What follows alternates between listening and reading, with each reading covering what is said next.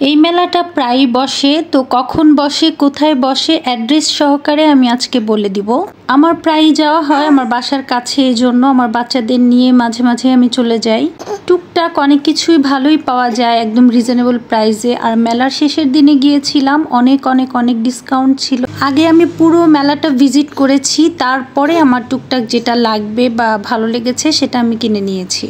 এই তো মেলা দিয়ে ঢুকে পড়লাম, ঢুকে দেখলাম যে কি কি স্টল আছে, ঘুরে ঘুরে ঢুকে একদম ফ্রন্টেই ছিল ফুড আইটেম, এরকম ওই যে হোমমেড ফুড। আমসত্ত্বর দিকে বারবার আমার চোখটা চলে যাচ্ছিল, আমার কেন যেন খুবই পছন্দের একটা মানে মুখরোচক একটা খাবার আমসত্ত্ব।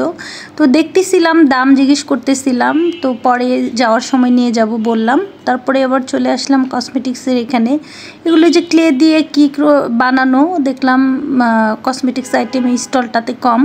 তারপরে হাঁটা দিলাম একটু সামনের দিকে, হঠাৎ করেই চোখ পড়লো কিউট কিউট ইয়াররিং। দেখছেন কত সুন্দর, এবং প্রাইসটাও খুব রিজনেবল ছিল। আমার কাছে মনে হলো প্রাইসটা খুবই রিজনেবল।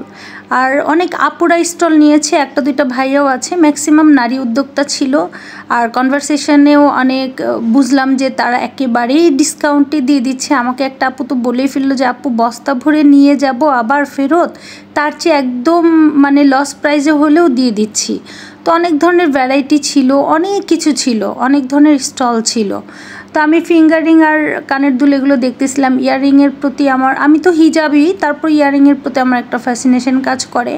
তারপর ওখান থেকে দু একটা আংটি ইয়াররিং নিয়ে আমি আবার কাপড়ের স্টলে চলে আসলাম। তো এখানে কটনের খুব সুন্দর সুন্দর কালেকশন ছিল। তো একেবারেই আমার কাছে মনে হলো সত্যি মার্কেটের চেয়ে খুবই কম প্রাইসে। তো টুকটাক সেটা নিয়ে আমি চলে গেলাম। তো বাবুদের আজকে আনা হয়নি, বাবুদের ছাড়াই আমি ঘুরলাম, টুকটাক কিনলাম। তো এটা হচ্ছে লালমাটিয়া মহিলা কলেজের অপোজিটে মেলাটা বসে সপ্তাহে 3 দিন 4 দিন করে। তো আপনারা এসে ঘুরে দেখতে পারেন, খুবই ভালো লাগে আমার কাছে, আমি প্রায় সময় আসি। Thank you.